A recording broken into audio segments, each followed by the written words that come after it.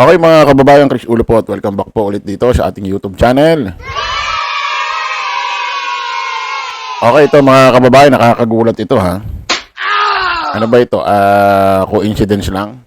Ha? Kasabay ho ng mainit na isyong kinakaharap ho ni Governor Daniel Fernando ho ng Bulacan na kung saan ay di umano. Di umano, pero sabi ho ni Secretary John B. Cremulya ng DILG, talagang confirm daw ho. Na nagkaroon ho ng road rage ho dyan sa NLEX. 21 ng Pebrero taong kasalukuyan, Sabado ho ng gabi.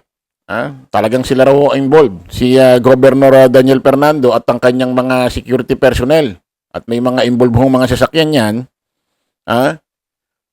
Pero ang hindi lang ho inaamin kung sino ho yung kanilang hinarang. Kasi according ho kay journalist na si Ramon Tulfo ay anak daw ho ni Pangulong Bongbong Marcos na si Bini Marcos. Yun lang ho yung hindi confirm.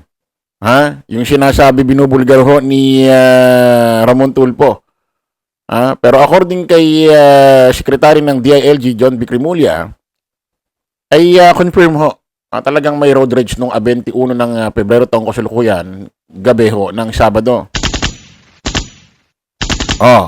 Although dinideny ho iyan ng Malacanang sa pamamagitan ng PCO. Diyan ho kay Secretary Dave Gomez.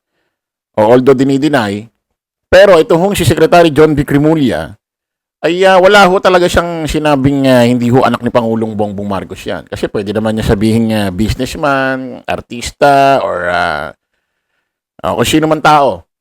Pero sabi niya, regardless kung anak ng presidente or hindi, dapat hindi raw ganun ang asal ni Governor Daniel Fernando kapag dumadaan sa NLEX. Na daig pa raw ang presidente. 4 na lane daw ang sinasakop at kapag inovertikan sila ay nagagalit.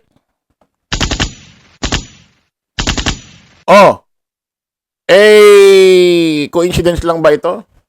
Kasi habang pinag-uusapan ho yan, mainit na kinakarap ho yung isyong yan ni Governor Daniel Fernando ng Bulacan. Ito hong si Congressman Sandro Marcos, isa rin hong anak ni Pangulong Bongbong Marcos na congressman, ay bigla hong nagsumite ng bagong panukalang batas about ho dyan sa road rage. Ito, basahin natin. Panukalang Anti-Road Rage Act. Inihain ni House Majority Leader Sandro Marcos ang panukalang Anti-Road Rage Act na layang gawing criminal offense. Naku po, mabigat ito. Ang road rage at higpitan ang parusa sa aggressive na retaliatory driving. Naku po. Ano ibig sabihin yan mga kababayan? Ano po pwedeng mangyari? Siguradong marami na hong magtitimpi ng kanilang mga init ng ulo galit ho dyan sa kalsada, especially itong ating mga motorista. Ang mangyayari niyan, palalagpasin na lang. Lulunok na lang, iiling na lang. Kesa naman sa magkaroon pa ng enkwentro sa labas ng sakyan at maging road rage na, ay pwede ho silang makasuhan. Kabilang sa maituturing na road rage ang pagmamaneho sa paraang naglalagay sa panganib sa ibang road user. Correct. At paggamit ng sasakyan para manakot at magbanta o pananakit sa ibang tao. Nako. Bakit may ganong bakit may ganon? Kabilang daw ibig sabihin kasama rin ito. Kabilang, ulitin natin, kabilang sa may tuturing na road rage ang pagmamaneho sa paraang naglalagay sa panganib sa ibang road user. Ibig sabihin tulad ho ng mga ginagawa ho ng mga kamote rider na may mga tricycle, yung mga toda na inaangat ho yung tricycle. Kabilang sa may tuturing sa road rage ang pagmamaneho sa parang maglagay sa panganib sa ibang road user. Siyempre, pag ginagawa mo yung sa kalsada, ay ano mangyayari? Baka po pwede kang sumemplang at pag sumemplang ka, yung kasunod mo sa likod, ay po pwedeng tumama sa'yo. Makaagawa ka ng malaking aksidente. Ito pa, kasunod. At paggamit ng sasakyan para manakot at magbanta o pananakit sa ibang tao. Naku po, naloko na. Kumbaga, nagkaroon na ho ng talagang enkwentro. Ha? We cannot allow road rage to continue on our road because one reckless decision can turn into a lifelong tragedy for an innocent family. Paliwanag ni Representative Marcos. Ayan ho, sigurado, wala nang pagtatalunan dito. May ipapasa agad sa House ito. Sino pa tututol dito? At kapag nakalagpas sa House siya, puntang Senate, dadalhin sa opisina ni Pangulong Bongbong Marcos sa kanyang mesa, pipirmahan agad yan. Criminal na, magiging criminal offense na yan. Ibig sabihin, kahit magkaroon ho ng road rage, si Pedro at si Juan, nag-away sa kalsada, kahit magkaarigluhan, kahit nag-usap sila na hindi na magdedemandahan, pwede pa rin kayong idemandan dalawa ng Philippine National Police.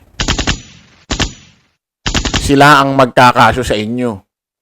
Kahit mag-ariglo pa kayo, kahit mag-usap pa kayo kahit mag-usap pa si Pedro at Juan, wag na sila magdemandahan. Okay na, seconds na, magkakapa na. Kahit mag-lips to lips kayo. Ay walang magagawa yan.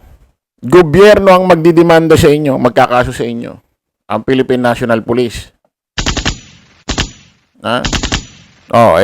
Baka mayroon pang iba diyan na ano nyo, halimbawa mayaman, walang magawa, naboboring sa buhay.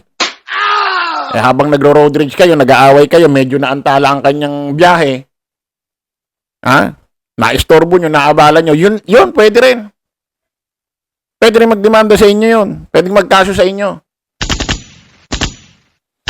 So, nakakagulat ito mga kababayan, Although sinasabi ng Malacanang or ng PCO na walang katotohanan na anak ni Pangulong Bongbong Marcos yung naharang ng grupo ni Governor Daniel Fernando, pero confirm na may road rage talaga nung 21 ng Pebrero, Sabado ng gabi, according kay Secretary ng DILG, John B. Cremulya, Secretary ng DILG yan, So, ibig sabihin, kung meron hong sabihin yan, sa press, sa taong bayan, pakso yan. Hindi ho basta kung sino yan, Secretary ng DILG.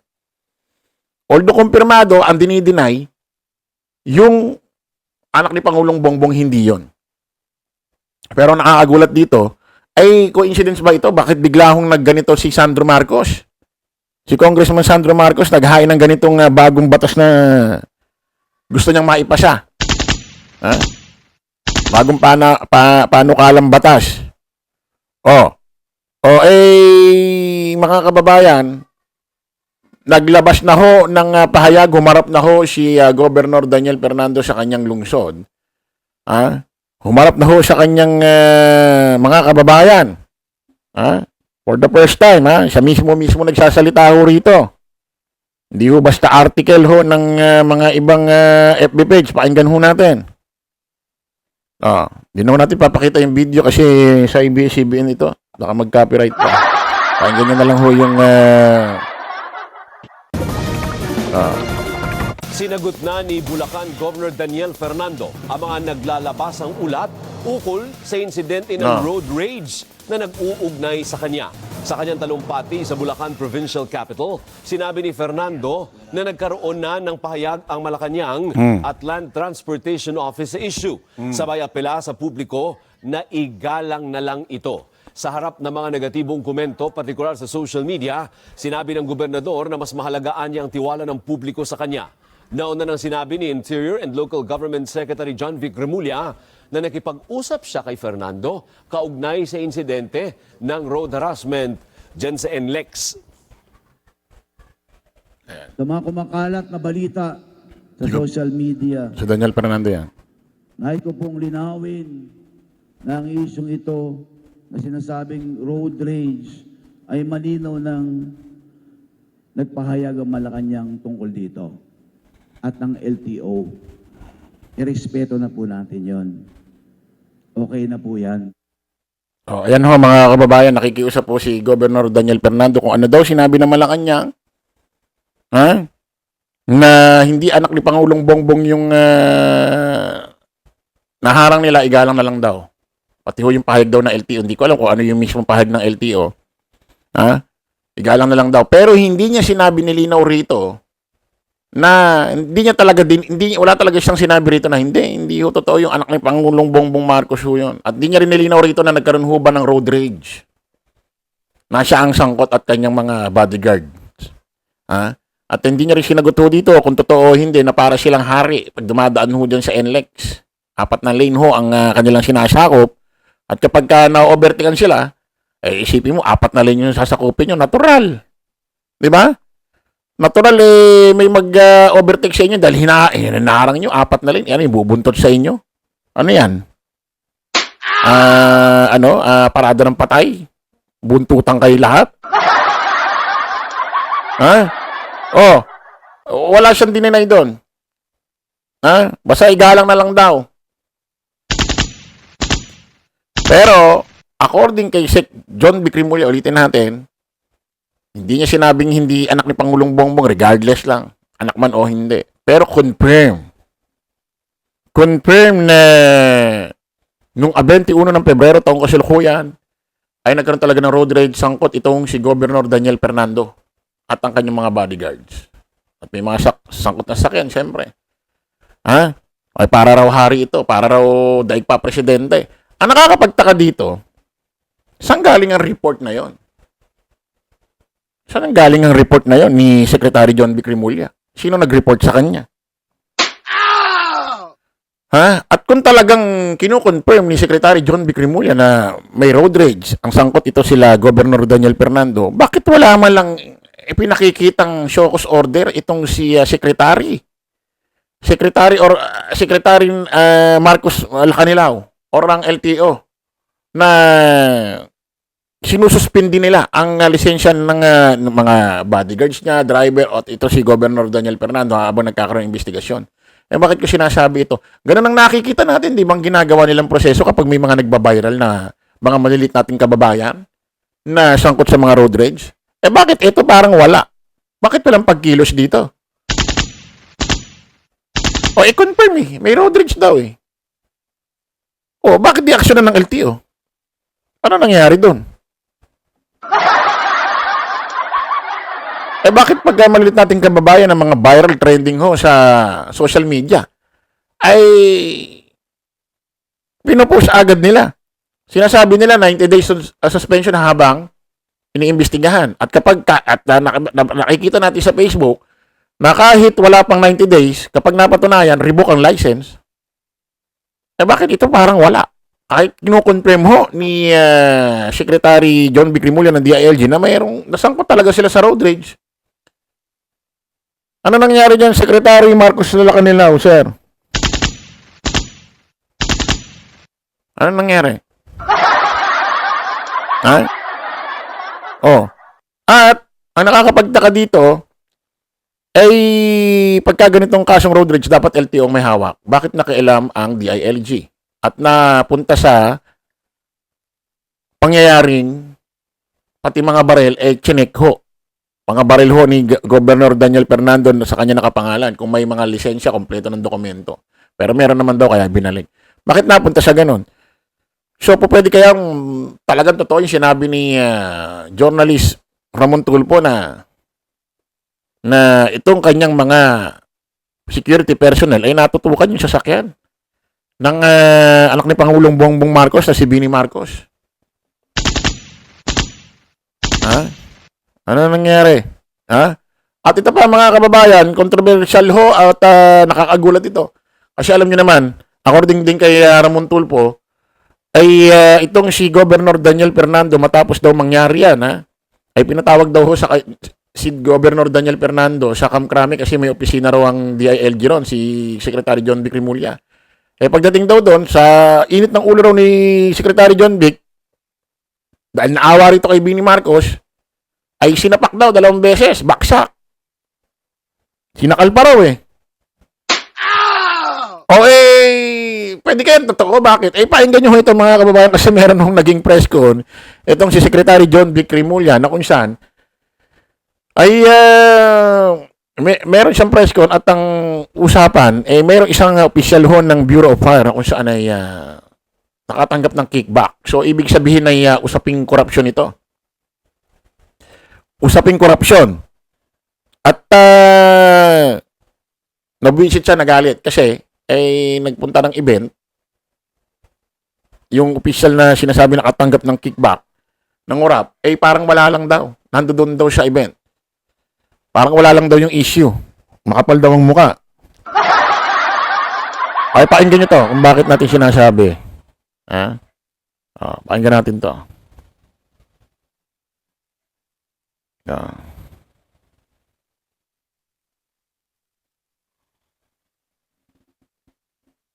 Fernandez sa ILG Secretary John Vic Remulla kay BFP Chief Jesus Fernandez na inireklamo dahil sa pagtanggap umano ng 14 million pesos na kickback.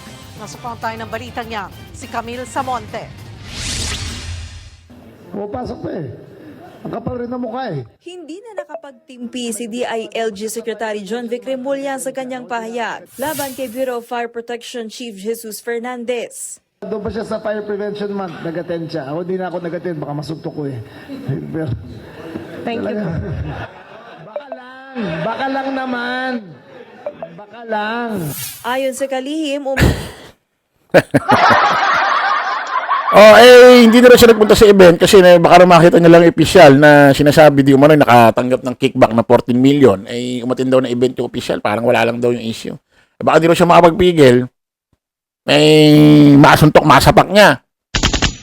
Naghihiyawan yung mga reporter, yung mga tao doon sa harap eh. Para bang pwedeng i-connect doon siya na i-issue according kay journalist Ramon Tulfo, sinapak niya itong si Governor Daniel Fernando. Sir John Vic, I like your style. Ano masasabi nyo dyan mga kababayan ha? So, sana pumasa agad ho yung panukalang gustong batas na mangyari ho ni Congressman Sandro Marcos ha? Lalo na ngayon, mainit ang panahon ngayon ha? Dahil summer na, alam na, mas maraming magiging mainit ang ulo ho ng mga motorista ha? So, kita-kita ulit tayo sa panibagong vlog. Maraming salamat. Bye-bye po.